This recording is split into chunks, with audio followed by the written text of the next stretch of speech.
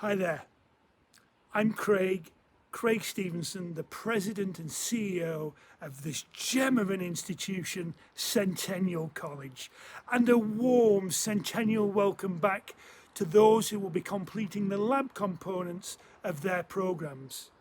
If you're one of these students, and in the first instance it's just those that will be graduating, you will have received a notification including details about your lab schedule and a link to our mandatory college campus re-entry training programme. Please take that training seriously. The health and well-being not only of yourself but of others depends upon it.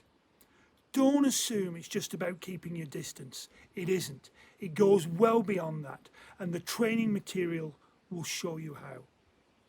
You will also need the certificate produced on completion of this training to be printed out or shown on your smartphone in order for you to enter any one of our buildings on the first day you come onto campus.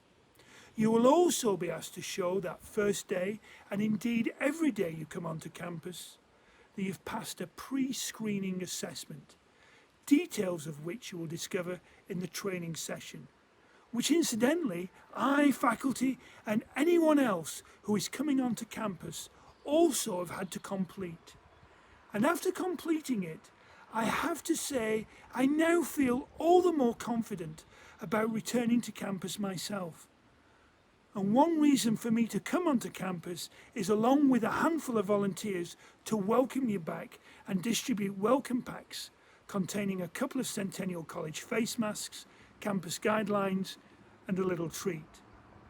Once you have your safety material in hand and walk through our doors, you will notice numerous changes designed to keep you safe.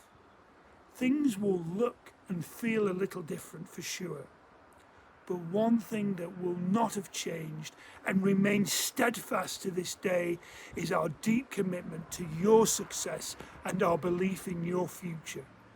We will ensure you graduate. Stay alert, stay safe, and thank you for your time today.